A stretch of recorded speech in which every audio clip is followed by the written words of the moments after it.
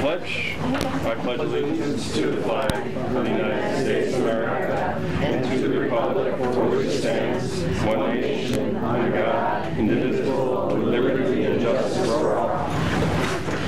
Very good. Welcome, everyone. And modify the agenda, perhaps? I'd like to, from the personnel report that's on the consent agenda, I'd like to take the administrative staff item and move that off the consent, and I'd like to put it after the consent prior to the superintendent's report. Okay, so it's going to be like item E, perhaps. Okay. But noted. And anything else? All good? Right? Good. Without objection, we will move that. We will be voting on that separately. And public and staff, no one signed up to speak tonight. A little different than what we have been experiencing over the last few months, but that's fine. Anyone wish to speak right now? That's fine. No one seems to be raising their hands, and so we'll go ahead to the students who always have interesting things to say. Rosie, go ahead. Or Ned, or I'll start today. I'm a little under the weather, so my voice is a little hoarse, so I apologize. Just speak that way, Ned. Go ahead. Last week was trips week for LCS, so we all just returned from those trips. Just as a couple of examples, I was on a trip that went up to the Akwesasne Mohawk Reservation up on the border of Canada and the United States, and I found that to be a really great experience. We got to volunteer at a school for Mohawk students that was taught in their native language and did help them with community service projects. Rosie went on a rock climbing trip where they learned to rock climb and camp in the woods. Senior projects are now hopefully being finished up because they are due in less than a month. So some students haven't started, but a lot of students are finishing them up. Rosie will be performing for her senior project at the Argos with her band at 7 p.m. on June 4th. It's on State Street, so you should go. Rosie has a band. Oh, no, she does. LACS will be in the Ithaca Festival Parade on Thursday.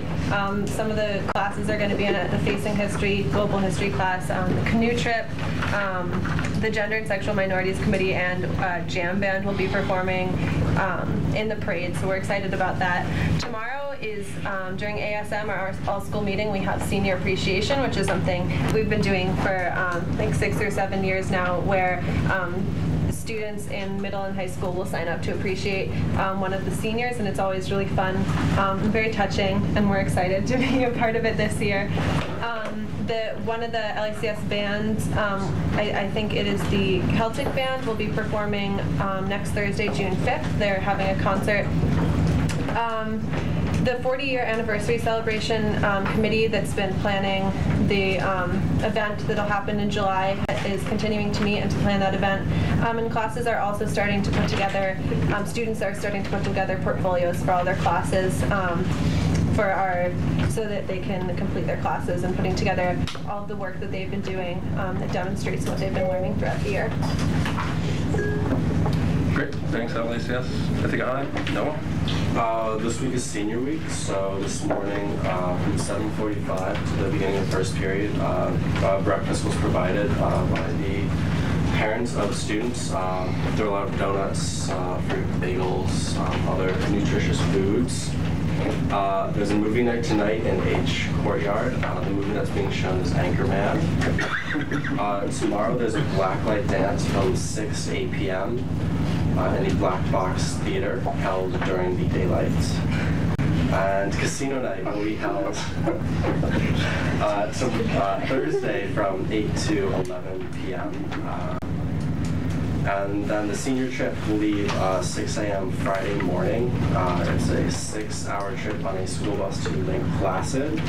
They will be going on hikes and other activities. And then on June 7th, prom will be held at the farmer's market.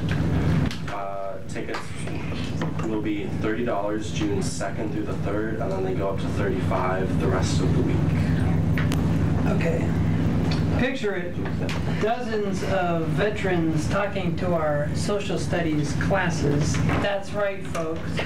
Last Friday, we had our 17th annual, now as old as I am, Soldier Story Day, wherein we had veterans of World War II, Vietnam, Korea, Gulf War, Iraq and Afghanistan, Cold War, you name it, come.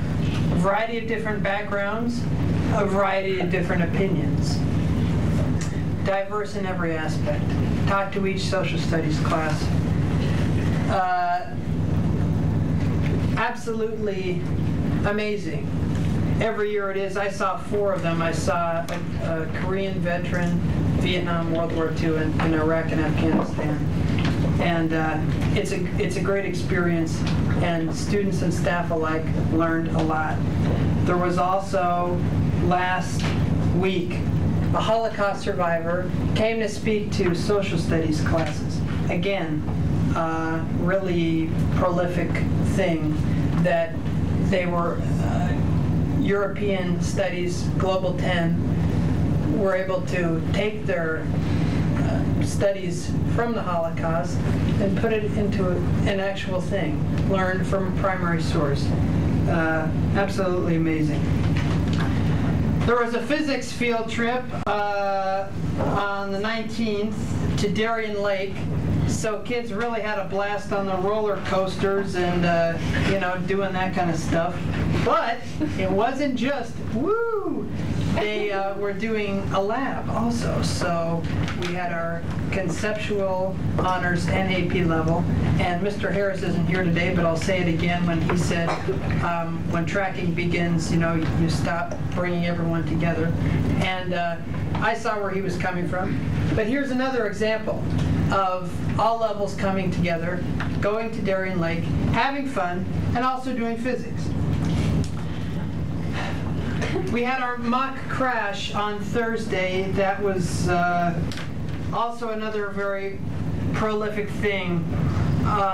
Dr. Brown tweeted, "I've never seen 700 kids silent," and it was a somber moment of great learning and awareness.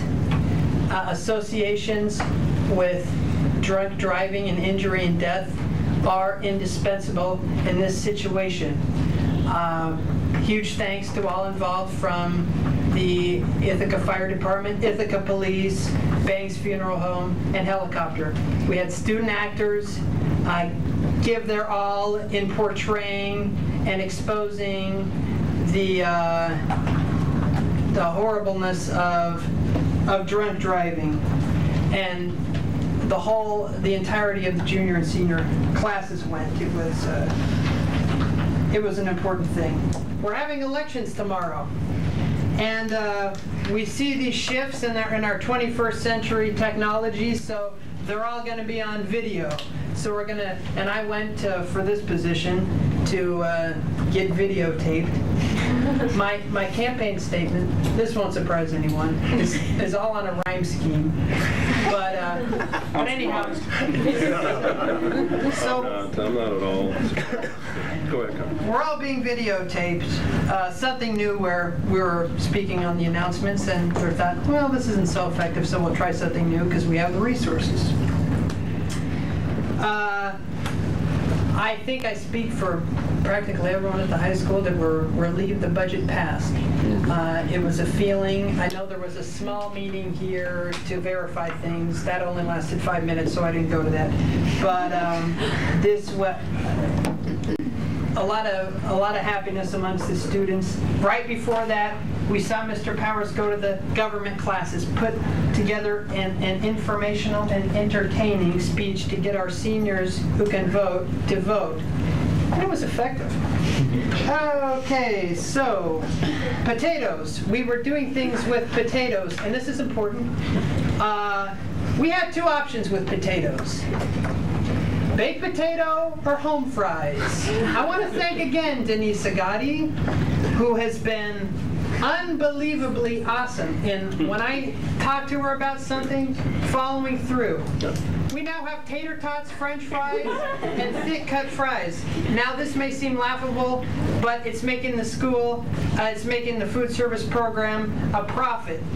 It's popular amongst the students. These things are now baked instead of fried. Well, we can't do fries, right? We can't do fries. 6 years ago, there were huge protests. Don't take away our fries. We brought back the fries. Now they're more healthful. Really quick, wrapping up. Yes, 3 people. I got nowhere to be. I'm just. 3 people are going to states in tennis. Yes. Stupendous. May 14th, there was a jaw-dropping orchestra concert. We saw our students portray their awesome talents in the strings department. On May 14th, a combined class that does various field trips and interactive activities along with their studies of European literature and history, had their Victorian tea. They did things from that era, including the waltz. And conclusion. I have concluded. We gotta give you a mic.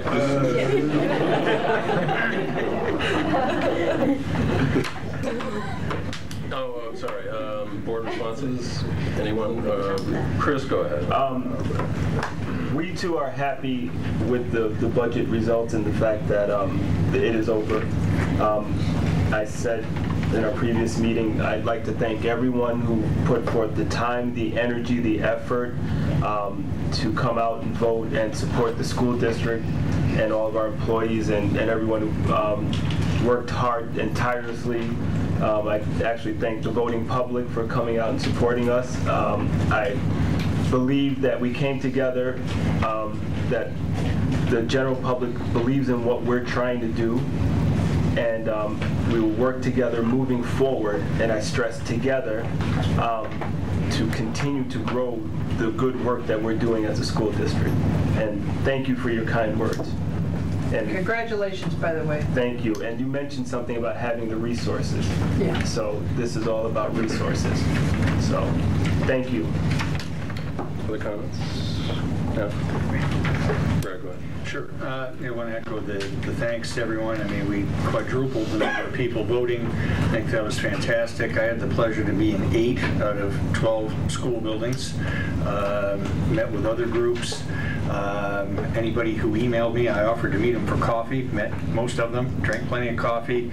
Not sure I changed anybody's mind, but was happy to hear from people who were supportive of the budget and to hear from our critics as well. And just so that they know, I did hear them. I am listening and heard that. And then one other thing I wanted to mention, I was remiss a couple weeks ago. We had other things on our mind. I forgot to mention the transportation, the training they had on a Saturday in late April. Pretty impressive, for our bus drivers. I want to thank Jim Ellis for doing that, but thank our drivers. Brought bus drivers from all over the region here. I mean, we know they do a great job every day, but they're out trying to do a better job and learn more about how to be safer drivers. And I appreciated their taking their time on a Saturday to do that. Both our drivers and the other drivers from the region appreciated they were being there, and I was glad Jim Ellis did it, and obviously proud that Ithaca City Schools hosted that. So I'm sorry it took me a couple of weeks to remember to thank him for that, but was glad they did that. Judy, Sean, go ahead. I also want to echo the sentiments that folks have shared about the budget and this community in particular. As someone who likes numbers and policy, I've been poring over election data for ICSD for the past 20 years. We're pretty much guaranteed that this was the highest voter turnout in terms of for a budget vote by percentage of eligible voters that we've had since 1997. We still haven't broken the magical number of 20% voter turnout, but 19 and some change is indicative of the way in which this community both values education and is engaged in the process. And while as much as the 62% and 62.13% we're very pleased with, I think as Brad said, we're also aware that there are at least 2,000 votes that didn't vote for the budget, and for a variety of reasons. And those conversations continue. I've also appreciated the emails and the phone calls, people expressing their various reasons. And the reason why we live in a community like this is to be able to work through those together as we move forward in the next little bit. And so thank you to everyone who voted and participated, and this is what the democratic process is. And I'm also looking forward, I think as my fellow board members are, to the conversations that go now that the budget's been passed. There's plenty of work. The work has just started, as we all know. That's just a number, and now we've got to put the district back together again. So looking forward to the work. Sure. Anything? Jay, go ahead. So I want to thank the public for their support of the school district. It was a difficult budget to propose. The board did it through clenched teeth. There are cuts in the budget. It was a fiscally difficult budget that has cuts to personnel and program throughout the district. And unfortunately, it's really just the beginning. Today, all of us as board members received notification that the New York State Senate is about to vote potentially tomorrow on continuing the gap elimination adjustment for another 3 years. And whereas the School Board Association and PTAs and other groups this past year had asked for the elimination or the or request, which is essentially requesting the state to live up to its promise to fund the schools as it had been doing, and the crisis was over, and it was time to bring back those funds. And instead we find that the New York State Senate at this point, and a surprise to everyone, is contemplating a vote tomorrow to continue to keep these monies from the local schools throughout the state for another 3 years. All right, go ahead. So call your senator, express your interest. Senator O'Mara's number is 518-455-2091. If you want to write it down, it's 518-455-2091. It is Senate Bill 5452C, 5452C, and you're opposed to it. Please call them and let them know you don't like this idea of taking a temporary tax on schools, which is already run for 5 years, and now you're going to tax us for another 3 years. Tell them you don't like that. So At least another 3 years. At least, yeah, well, and that's, as Jay says, at least another 3 years. If we don't fight them now, they'll extend it for another 5 years. Who knows?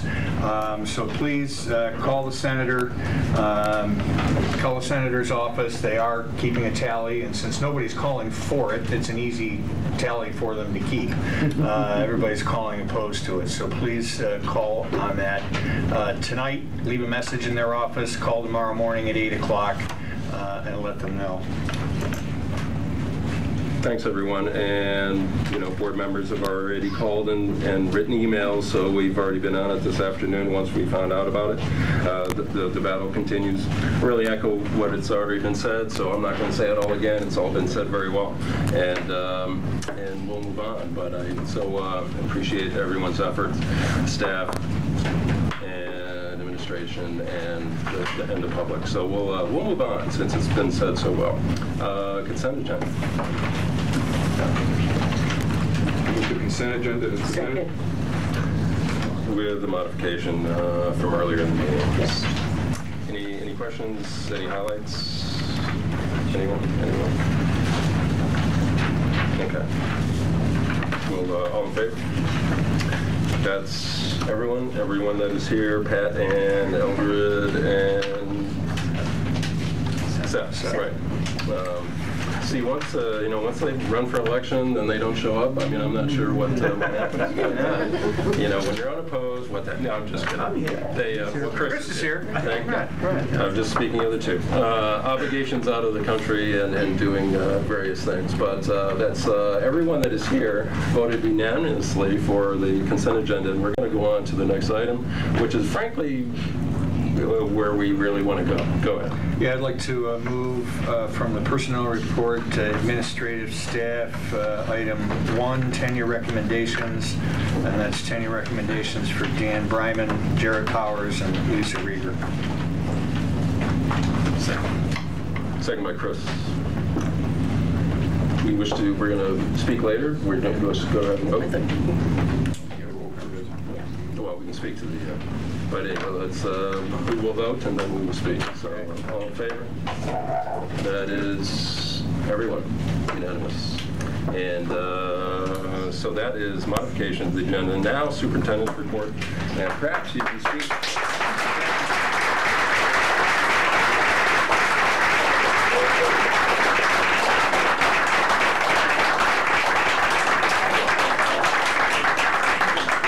There's a reason I didn't want to talk very much, because I wanted to get to the business and the important business of the day. And Superintendent Brown, would you wish to speak to what we just? Thank you for this opportunity, Mr. Ainsley. 3.5 years ago now. I've been here long, 4 years now. As part of the interview process for this role, one of the community panels had a bunch of questions for me, public questions, and one of those questions was, what is the most important thing a superintendent does? And I started with this: not close school for snow. But instead, the most important thing I do is hire good principals. That could be the job description, because they are the most, from my perspective, along with teachers, the most important folks in our organization. And the first opportunity I had to hire, folks said we wanted some of the best talent in the country, some of the best talent locally, and some of the best talent in the region. And we were very fortunate to find just that, 3.5 years. And folks who, at the time, like I said, were untested in some regards. And we had to think and talk, and they had shared great visions for what they would do for the community and for the individual schools. And like what the community did with me, someone who hadn't been in New York State, someone who had no superintendency experience, but knew what he or she wanted to do for the organization and loved children, we had folks come to the table at that time as well. From Houston, you can't get any different from the Ithaca City School District and Houston City Public Schools. I'm here to tell you that, because I've been there and had a friend who was there, and a friend who was a good colleague right now in a big district in Maryland. He was then in Houston, and I said, I'm looking for, my board has said I need to find the best principal in the country to be in the elementary school in my district. And he gave me a name. And fortunately, this guy had some local ties as well. We're very happy to have Dan Bryman in our organization. He's done some amazing things as far as being an instructional leader in his building. So much so he's been recognized by our state for his turnaround efforts. And his school has most recently been named a rewards school. Is that right, Mr. Brown? Yeah, that's right. But I'm honored and proud to have him, and for your support, the community support, to say, you know, my first day on the job was in Bell Sherman Elementary. And the first week, I stayed there for a week because there was no principal. And so I got the first thing I look at what it was going to take to be principal in Bell Sherman. And I'm telling you, I didn't want that job. And so I'm now very happy and proud to say that we have a tenured, great instructional leader in that building. So congratulations, Dan.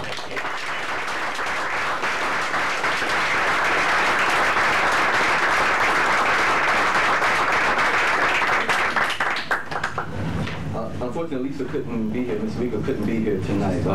When looking at regional talent, my first couple of meetings here in New York State were in superintendency meetings in the region and then at the state level, and people were talking about this particular person, a person who was working in gifted education, I believe, at the time in Binghamton, and said she was an absolute superstar. So, of course, we picked up the phone and called and said, we had a few principalship openings. Would you consider it? And she did. And after many conversations, she found that this would be a good fit for her. And she's taken on a challenging situation in Field Elementary. She's looking to raise achievement, provide instructional focus, and love children there, and she's doing it. Maybe she'll come at the June 10th meeting and we talk more about her. But when I think of instructional leadership from the principalship position, yes, we have, not the other gentleman who are here tonight, but Lisa Rieger is that. Someone we hope to be in our school district for a long time, because I'm telling you, folks, everywhere I go, want to recruit and keep, they want Lisa Rieger in their district because she is that special talent and that person who loves children and is a great leader. So wherever you are, Lisa, I know you're watching this meeting from some place right now. So congratulations to you, and we're proud of you as well.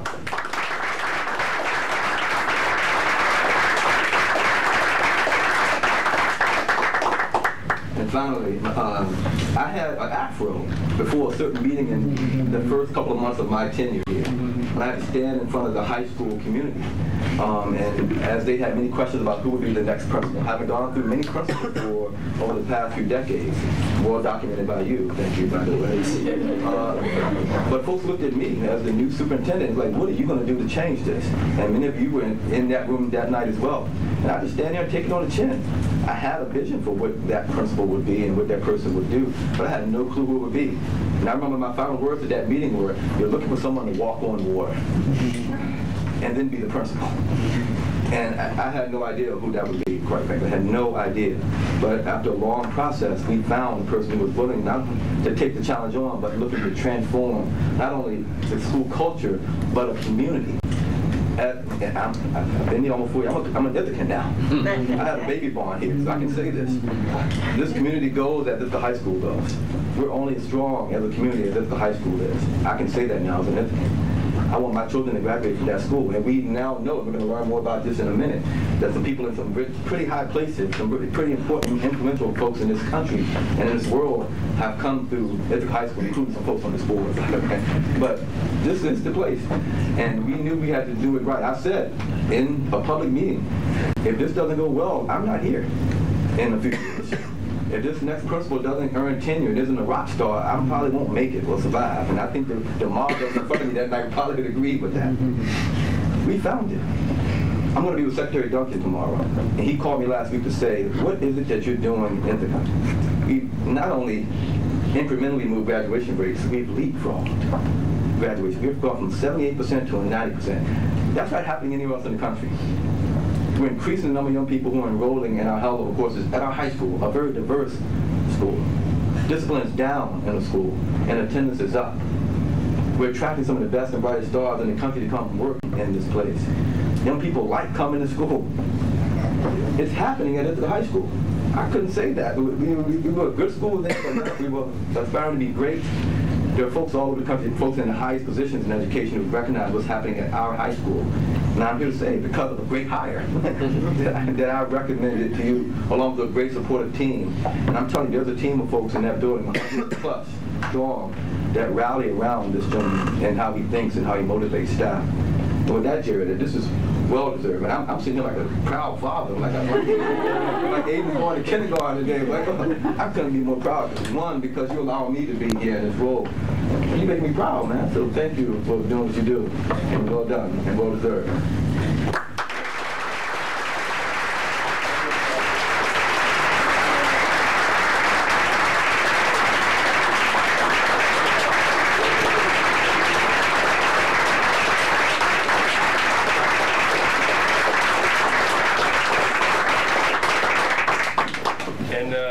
And no offense, certainly Dan Bryman, but Del Sherman's not quite as big as Ithaca High School, but certainly well deserved for really all three of the great hires 3 years ago, and continue. A special performance that will be dedicated after tonight. These three principals who have earned tenure, and it's hard to earn tenure today. Dave, you want to introduce us? Superstar? Absolutely. I would like to say congratulations to my three colleagues also. I get to work in 12 buildings, and I can say that you are great collaborators, and I enjoy working with you. And Lisa, who's not here. Lisa, hello. So thank you for that. We have two of the finest horn players for you today, and I want to thank publicly all of the music staff and the art staff for making all of these events happen in the last few weeks. This will be our last arts presentation for the year as we go into June and they get to their final concerts. But these two young ladies, and I'm going to have Michael Allen really introduce them, both earned 6 A+ scores on their NYSSMA solos. Most 8th graders are doing level 3s, level 4s. 6 is our highest level. One got a 99, one got a 100 on the most difficult horn solos. They're going to be playing a horn duet for you today, which I'll have Mr. Allen introduce, but congratulations for that. And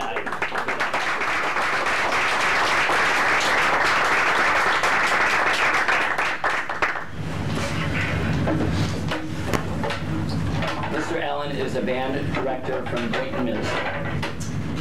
On your right, I'd like to introduce Stella Whitaker. She's an 8th grader at Winton Middle School, and this is Robin Sudeville.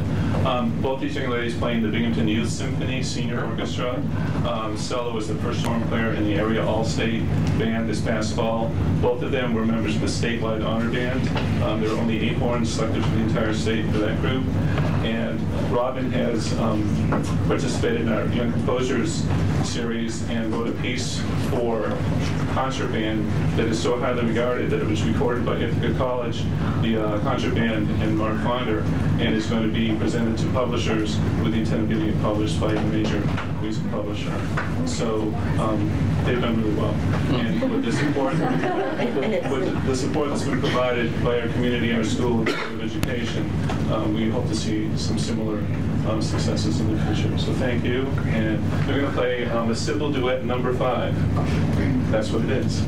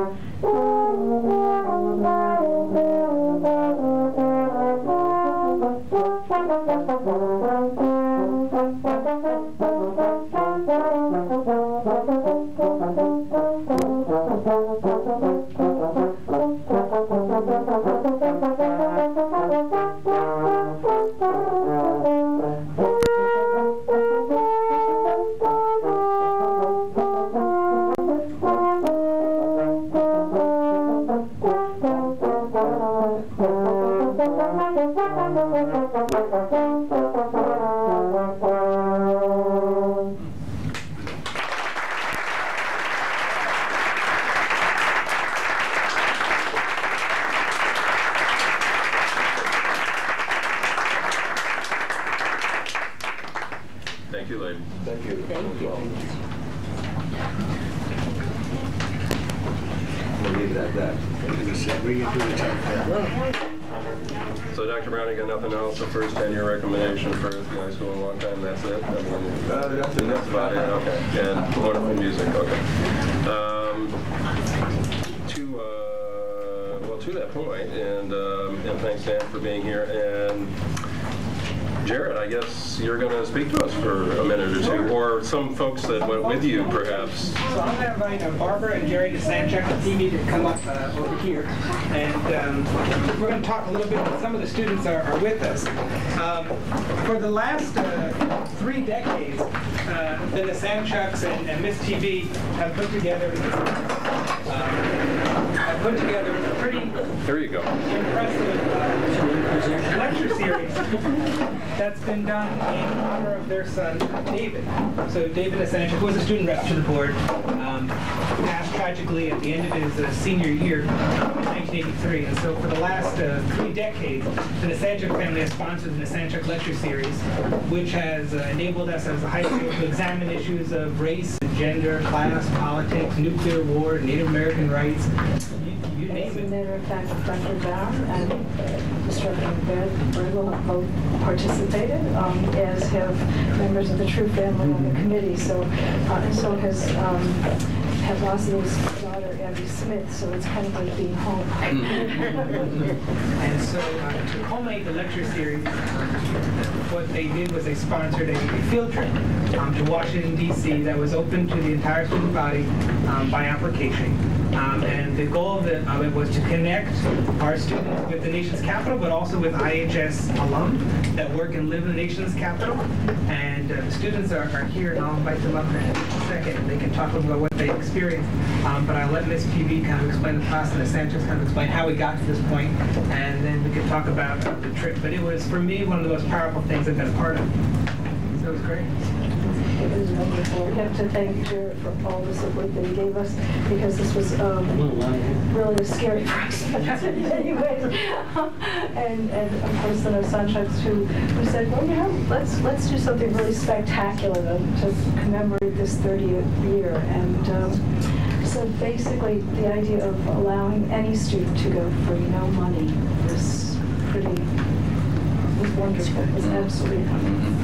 And as Jared pointed out, we were amazed when we started doing some digging to find out how many people were in the area of Washington, and people were willing to speak with us, including Justice Bader Ginsburg, who you might not have realized a student taught at Ithaca High School. So these guys, I know. She did decide, as she said in an NPR interview, that it was not quite her cup of tea. Not everybody can she teach. washed out. She probably did a spectacular job. But I think you should talk a little bit about the last 30 years. The last 30 years has been quite a ride. The students have been inspired largely by some of the senior faculty, epitomized by Mary Therese. And Dave Bogg and Andrea Kochik. Were the three prime movers, as well as a number of others, but those three were particularly influential in guiding the students to pick appropriate, challenging topics, to go out and find speakers, and I wish to really thank the greater Ithaca community, because it was a rare event to require a speaker from outside the greater Ithaca community to be a knowledgeable, authoritative speaker on the topic that they've been asked to speak on. And the community was extraordinarily generous in offering their time freely to the students and to the lectureship program. Another thing I want to really emphasize is that while the program has our family name on it, most of the funding for the program was generously provided by contributions to the fund at a very, very difficult time following David's death. There were friends of ours from our whole life, and friends from here and colleagues that contributed to it. So we just sort of shepherded it. You know, contributions ranging from $1 to a couple $100, aggregating into a fund of approximately $10,000. So it can give you an idea of how many people David touched in his 18 years. And one of our goals was to have something good come out of something bad. And it did. So in that respect, we're very happy about that. So to move forward, Mary Therese is about to retire. She's so young. She taught all three of our kids very well. Including Dan Bryman. Your parents will be proud of you.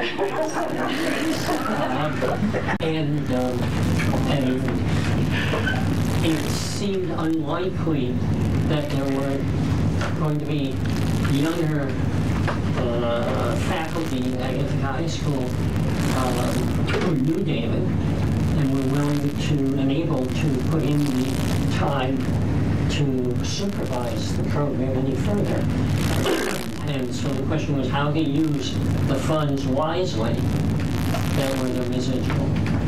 And Barbara and Mary Therese came on the idea of this leadership group going to Washington.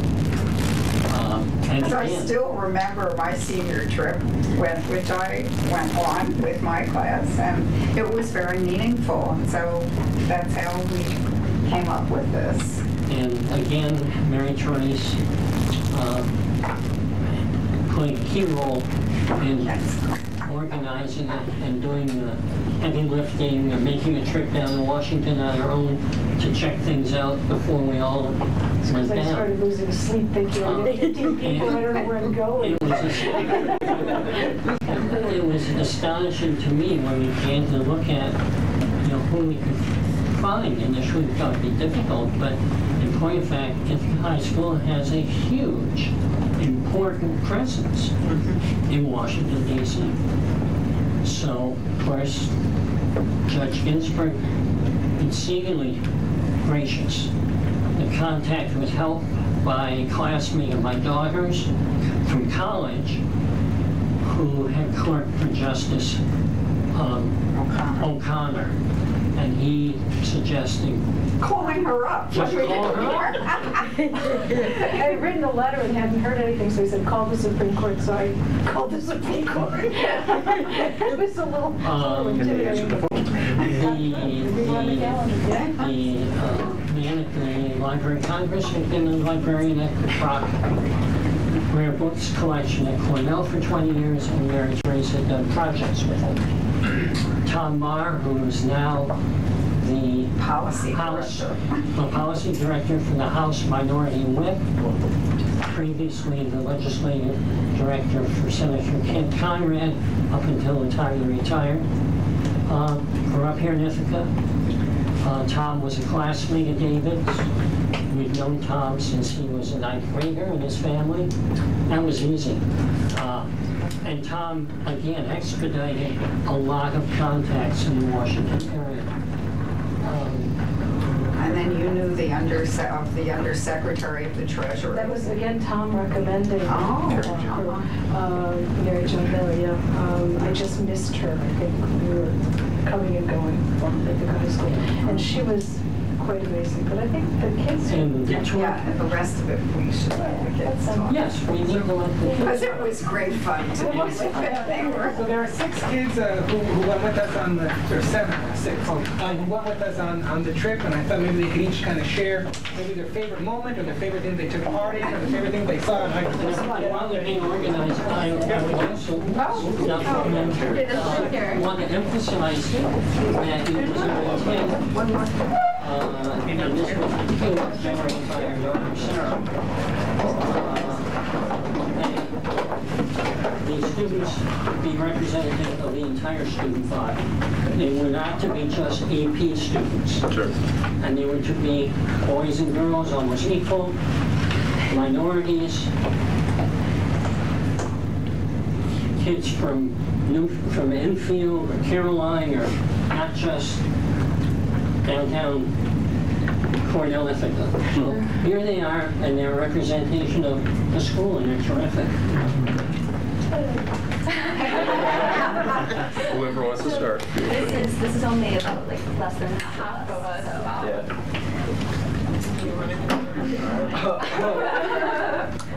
First off, I want to thank everybody who put this trip together.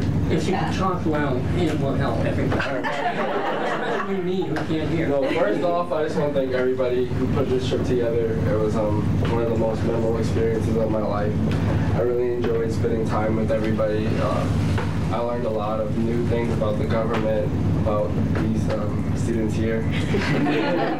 I really, it's hard to say my favorite moment, but I enjoyed everything, but one of my favorite was the Rare Books collection with marked ammunition, and so many books that I never thought I'd see in my life. I got to see the Federalist copy, Thomas Jefferson's copy of the Federalist, Galileo's original outline of the stars, and Lincoln's inaugural Bible. So I thought by far that was the most memorable experience for me. Tell us your first name, young man. Abia Smith. Fantastic. I'm Olivia Solomon. I'm a junior. My favorite moment of the trip, I loved all of it once again, and thank you once again, but my favorite moment was meeting Mary Miller, the Undersecretary of the Domestic Finance Policy Department of the Treasury. So she was so knowledgeable about so many aspects of American economics, and she had a poster in her room that said Treasury Woman Making History, and it really was really great to see. I'm Cassandra Martin. I'm also a junior at IHS.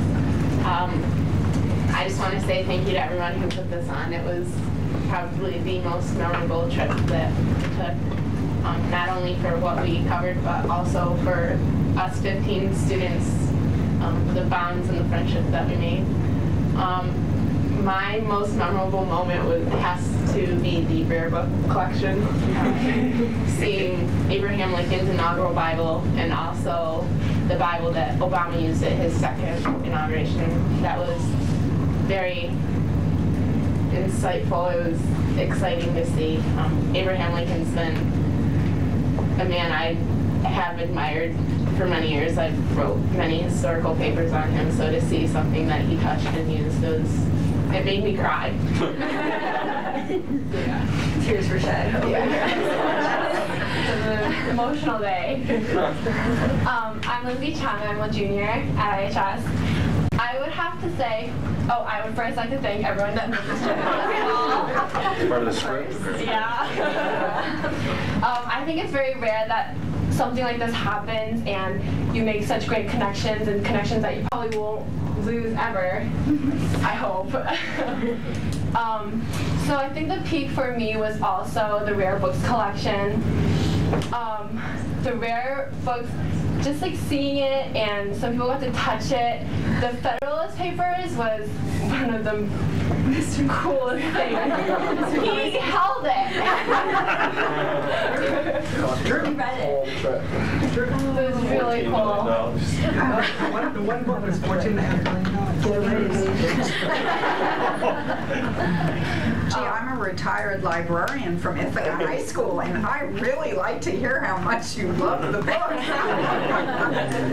I think we learned about those books in history class, and you don't think about them being real things. To see them being a tangible object is so whoa. Yeah, that was really cool. So I'm Liz Rosen, and I'm a sophomore. And again, thank you so much for putting this trip together. And I just really appreciate the incredible opportunities that we had. I think there's one moment from the trip that was kind of a personal favorite. We were going to the Senate to meet with the legislative director for Senator Gillibrand, and we just happened to be arriving at the Senate as Senator Gillibrand was pulling up. And our tour guide lives right next to the senator, and he's like, "Oh, guys, wait, let's just wait a little bit out here." And he had recognized her car, and we just ran into Senator Gillibrand.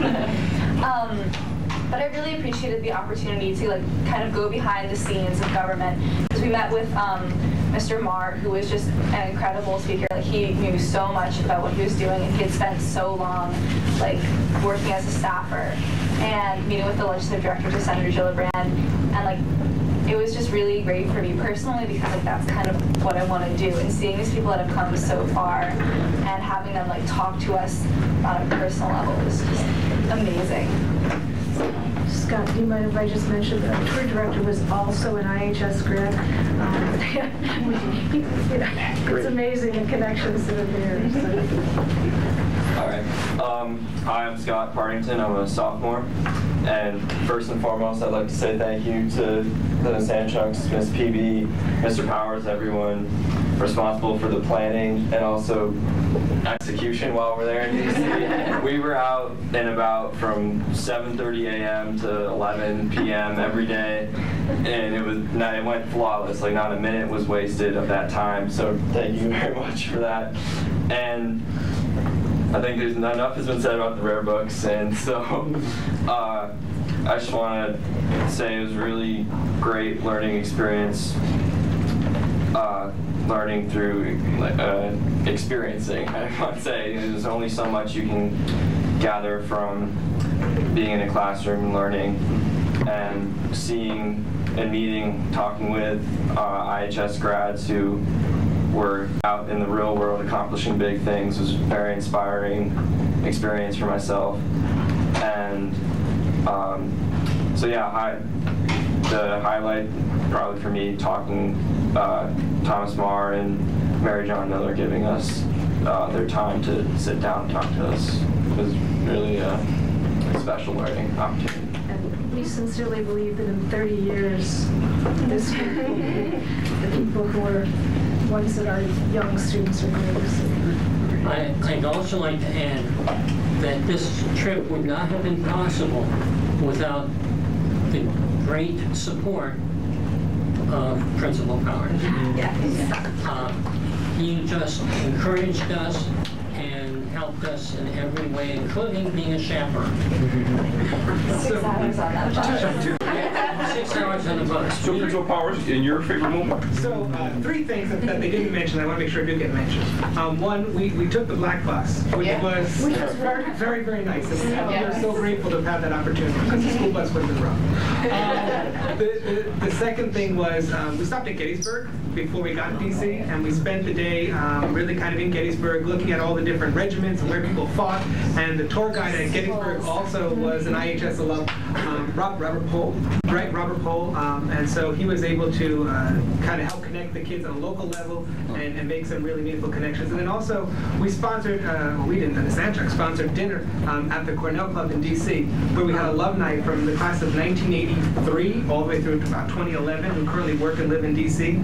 And our students got a chance to network and really kind of engage with them. And those are folks who work for National Institutes of Health, legal defense funds, you know, all over the world, NGOs, things along those lines. So there's a tremendous network of people in DC who are eager to engage our students and help educate them about what they do and the opportunities that are there. And it was really a powerful thing to be part of. My favorite part was probably holding the Federalist Papers. So they're Thomas Jefferson's own Federalist Papers with his notations in the margin as to his guesses as to who he thought wrote each one. So that was kind of cool. And there was one student that was handed a book, and it was the Bay Sound book, which was the first book ever printed in North America. And the guy from the library says, "Here, hold this." So he goes, "Leaf through it." So she leafed through it. He goes, "What would you do if I told you it was the first book ever printed in North America?" And she kind of stopped.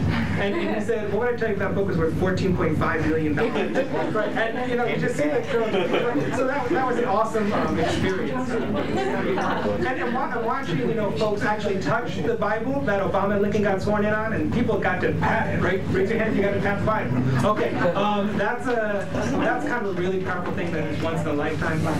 And so we also touched Martin Luther King's Bible. So these were real artifacts that made history real, and I want to thank everyone who kind of worked with us to pull this off in DC and provide opportunity to our students. Wait, and also, we haven't really talked much about meeting Justice Ginsburg. And she's the headliner of the trip. And that was just, I mean, she is an old woman, and she has done so much for her country. That was amazing too. Mature is a nice word to use as well. She has had a long life of action. There you go. Well said. Well said. We had a private audience with her. It wasn't like we were part of a group. It was a sit down with her for about a half hour, in which she just answered all the kids' questions and just talked with us as like a real human being. It's almost unprecedented. And the students' questions were really, really good. I have to compliment them all, because I can remember being afraid to open my mouth up in question when I was in D.C. many years ago. So I was so impressed with the students. And another student has a... One thing we forgot to mention, we did also visit multiple memorials, and that was also very inspiring. And the Senate. And the Senate floor. We watched Saxby Chambliss. Harry Reid. Senator Boxer. Oh, Barbara Boxer. Getting into it about Benghazi. Hillary Clinton. It was great, and I want to thank the Sanchuks for 3 decades of lecture series and for exposing our students to this opportunity. And I want to thank Ms. PG for her 3 decades plus at Ithaca High School. This is her last year with us, and so thank you to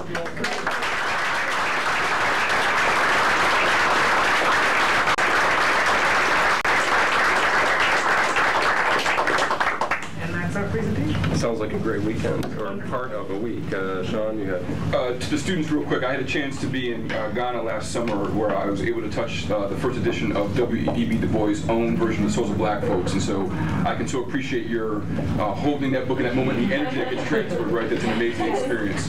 And to the Sandchecks, I did have the privilege of participating one year in the lecture series, and I always found it to be one of the most amazing events that a high school would engage students on that level and treat them as the intellectual beings that they are. So I'm just, thank you for helping to make our community a more enriching community and for touching the lives of so many young folks. I really appreciate your efforts and your time. And the students had like a wonderful trip. And I'm looking forward to seeing how many of you become Supreme Court justices. A packed court. I've been like a high grads, my God. Thank you all. Thanks. Thank you.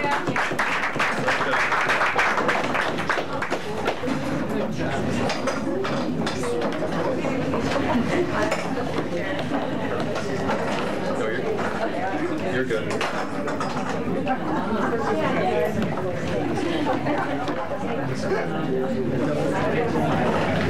Yeah.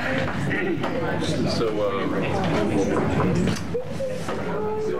thanks, folks, as I move out of the room. And unfortunately, this guy, Brad, has to move the meeting along. And to Brad, go ahead. Back to the mundane. I'll move the resolution to approve 2014 amendment to the Municipal Cooperative Agreement for the Tompkins-Seneca Tioga Schools Health Insurance Cooperative as presented in the agenda. Not kind of quite as cool as... I know, I say it's back to the mundane. We need a second. Second by Judy Mack. We discussed this at Finance, just making some amendments to the existing agreement with the health cooperative. This is, we buy our health insurance through this cooperative. I was glad to learn that 97 cents on the dollar goes to health care and only 3 cents goes to administrative expenses. So. It's a good deal. You've been to some of the meetings, and I'm impressed. Yeah, it's well run, and it's pretty it's very competitive. Yeah, price wise, it's out there. Do you have any questions, Judy? Okay, you're good. All right. So certainly. Oh, Eldred is here. Okay, I couldn't see. Eldred is here. So all in favor? So that's everyone, including Eldred, as part of that vote tonight. And so moving on, summer school updates. Yes. Well, I'll invite Dr. Laura Bruce-Jowl to give an update. Special secretary. Question to the left. If possible, I'd like to get some help tonight just to give more specifics about programs, Liddy, Lily, and Jason. And Jarrett and Janet, if you would. Sure. Thank you. This year we are privileged to be able to serve approximately 350 to 400 Ithaca City School students over summer opportunities. This did not happen by accident, but through a lot of intentional planning and collaboration. Ithaca City School District does contract with BOCES to run its summer programs, although the folks in our district help do a lot of the planning and designing of what some of our outcomes and goals are for students. The recruitment is a little bit later than in years past, but we believe we have the right people in place and the right plans in place to have a program that we believe will be beneficial to students. Pre-kindergarten, we hope to serve approximately 60 students in 5 classrooms. And some of the selection process and criteria is not only in the board Dropbox, but in the public Dropbox if you're interested in the criteria for those students. Regional special education, this program is intended for classified special ed students with 12-month IEPs, so their related services don't ever stop even if school is not in session. Our elementary AIS ESOL program will be held at Northeast along with pre-K. We hope to serve approximately 150 elementary students, about a third of whom receive ESOL services, and about 100 students that are academically needy. One of the differences in summer school this year is we're being a lot more intentional in terms of what students need summer school the most. In the past, there may be 8 elementary schools, and we'll say that, you know, all 8 schools will get so many slots, or just teacher recommendation. It could be everything from this kid needs enrichment, we'd rather not have them watch TV all summer, and this student made a 1 on the last state assessment. This year, our master educators, Lynn and Liddy, have done a wonderful job of looking at real academic data on school tools, looking at local assessments to see where are the needs in schools. And so from that data, we'll send correspondence out to principals of these are students that we recommend can benefit the most from summer school, and start there. So the process may not be clean where every school gets the same amount of slots, but we believe it's very intentional, and these are the students who we believe can benefit the most from that. The elementary program also include ESOL. Our ESOL teachers are very dedicated and actually had a planning team last summer of what they believe our ESOL students need, and so we're taking some of the information from that planning as well as from this spring in terms of their recommendations to make sure that our English language learners have as much less interruptions as possible over the summer to continue developing their language skills. Along with the ESOL elementary program, we also were able to set aside some Title III funds to supplement ESOL summer school in elementary and high school. We hope to have approximately 25 students in middle and high school continue in summer opportunities. We realize that there are some special challenges with secondary students because we're competing with summer jobs.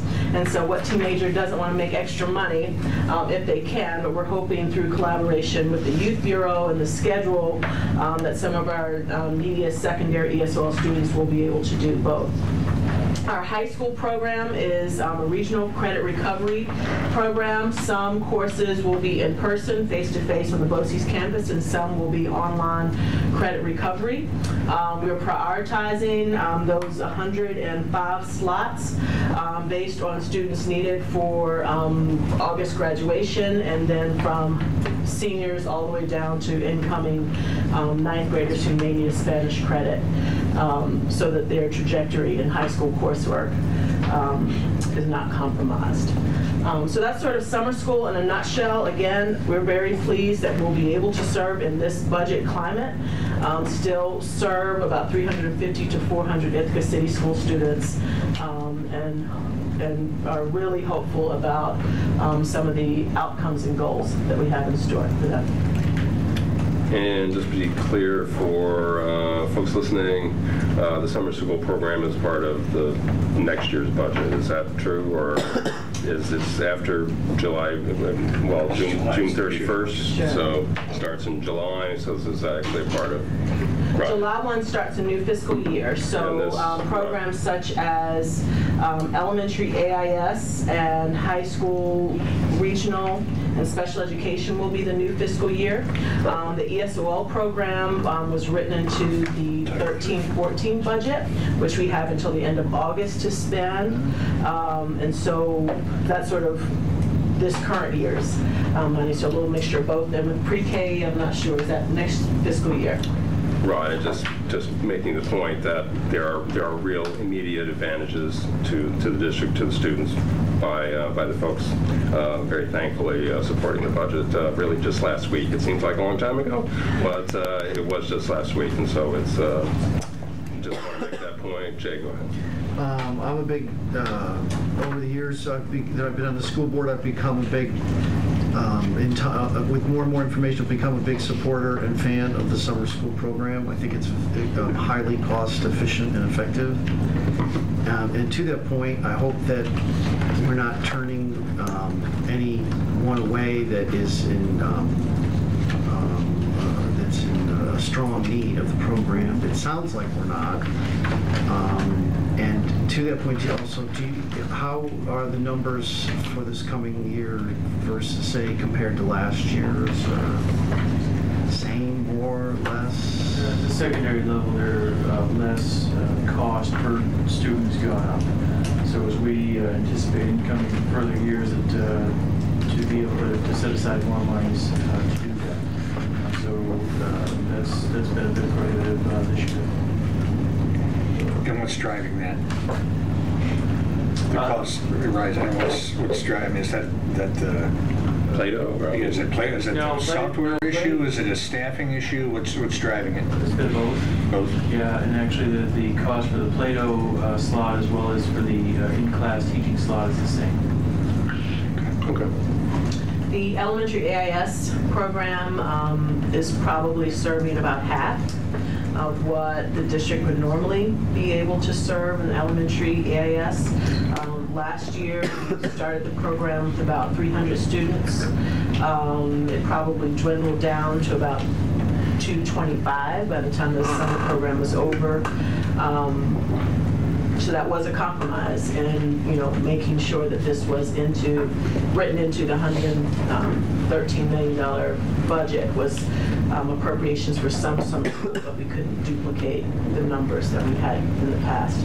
ESOL, this is the first time that I'm aware of, based on the information from ESOL teachers, that funds have been set aside specifically in the Title III grant to supplement summer school. So that is something new and different, and able to serve about 75 more students than we have ever in the past. They were never excluded from summer school, but in terms of ensuring that we had more slots specifically for English language learners, that's something that we're doing the first time in a long time. Connor had a question. What do the transportation and food service models look like? Thank you for bringing that up, Connor. Actually, all summer programs, transportation is provided, breakfast and lunch is provided. Typically, in the past, the regional high school program did not have transportation and did not have any meals planned. It sort of was a vending machine there. Based on the data that we found, that's a big obstacle for high school students, depending on where you live. And even taking the TCAT bus still had its certain challenges. Jason and I are working with transportation and food service to see if it's feasible to have some type of abbreviated bus route, maybe not door-to-door service, but maybe a few stops in Enfield, a few stops in Carolina, and a few stops around the city to pick up secondary students in addition to TCAT passes, and also maybe a brown bag lunch for secondary students just to pick up during their break between course 1 and course 2, we think would take care of some of the barriers that secondary students have of going.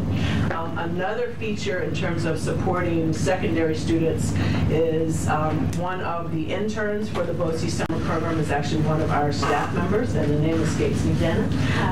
But we hope that that person will be able to better keep their eye on the ball on what students are showing up, who may need a follow-up phone call. Is an online course placement more appropriate than face-to-face or vice versa? But we really want to work on making sure that all students who start the summer program actually finish and don't fall through the cracks. And Janet had the step. Colleen Cole. Colleen Cole. Okay, very good. And we've already met with last year's interns, so we will take all the information we learned last year and move that forward this year to inform our practices. And if possible, if we have a few minutes, if Lydia, you could just talk about the process that you and Lynn use to identify recommendations for elementary students. So we worked with the elementary leadership team, principals, and all of us looking at what would be effective criteria so that we can have a focused time for the students so that we're really working on moving them forward in some area. So we took a look at our district assessments. We have a lot of data at the elementary level that we gather, and we just finished our last round of reading assessments at Fontes and Pinnell. And so we're using a combination of data and attendance data to create a list for schools to recruit. So like Lori was saying, it is not slots per school. It is need of the entire district, and that's something that's new this year, and the principals were very supportive of that, that we need to target the students that need it the most with consistent criteria, not who needs it most perception-wise at each school. So we're basing it on a couple of areas of district data and attendance.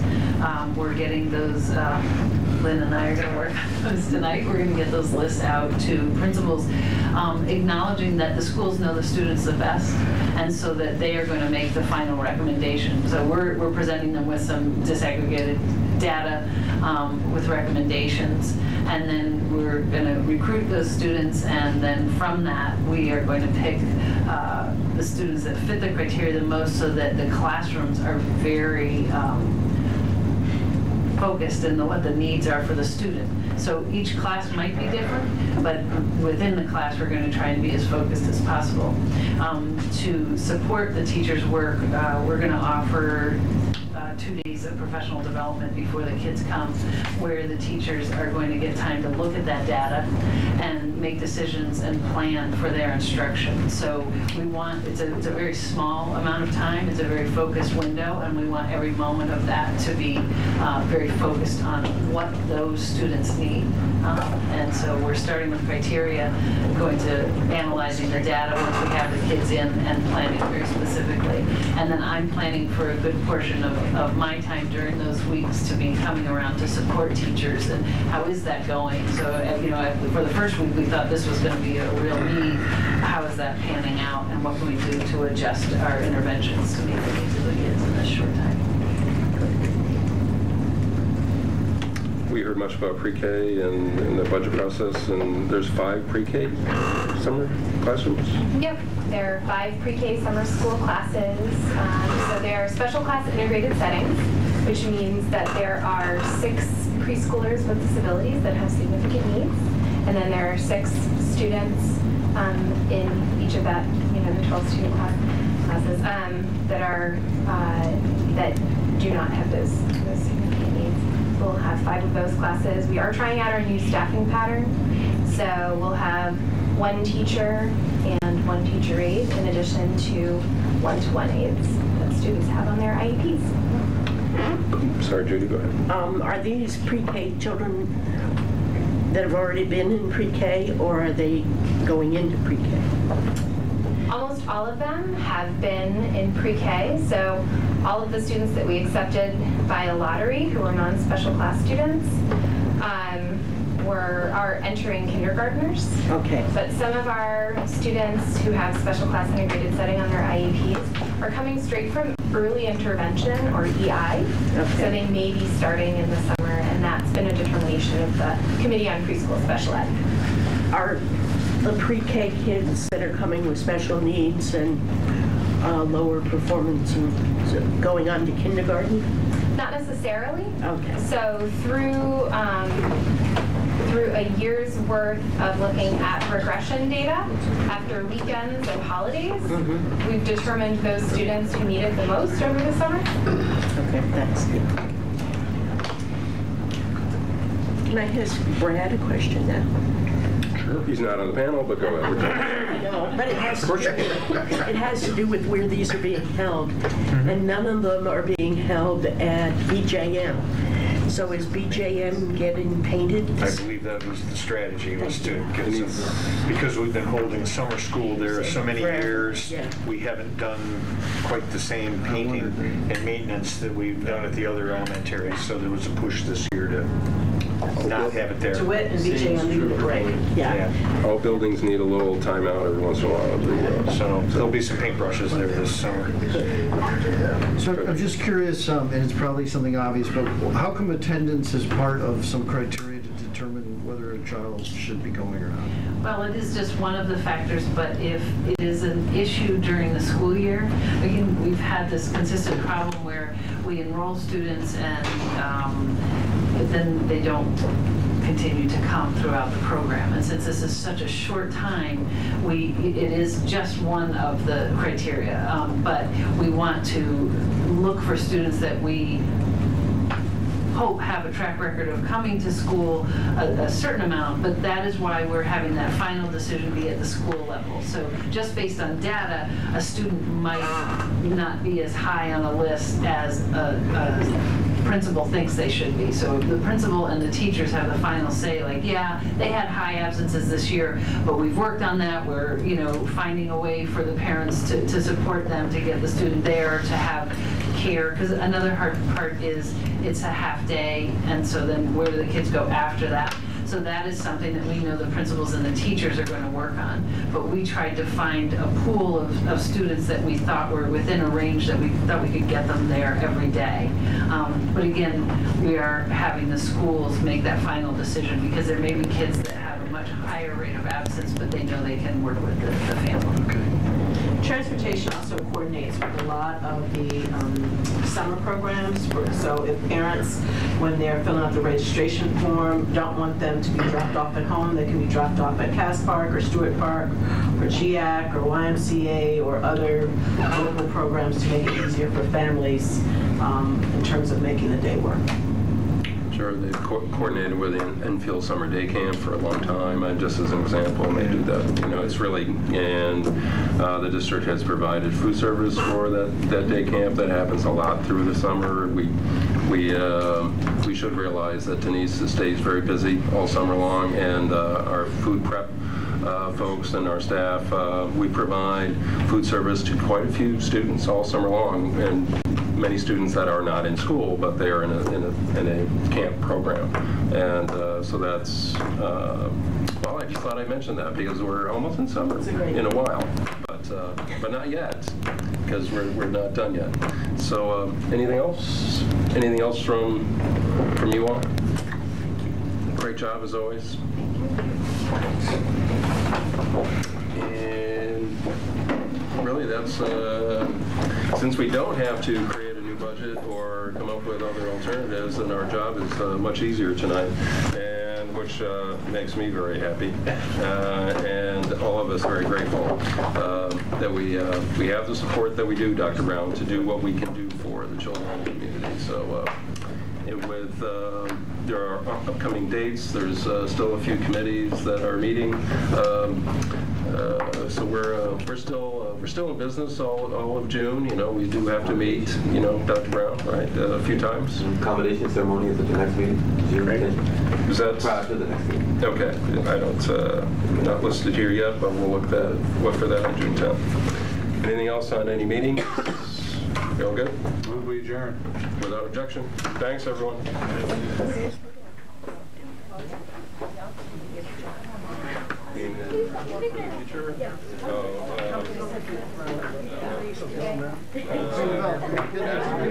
So how you do music here and stuff? Have you thought about music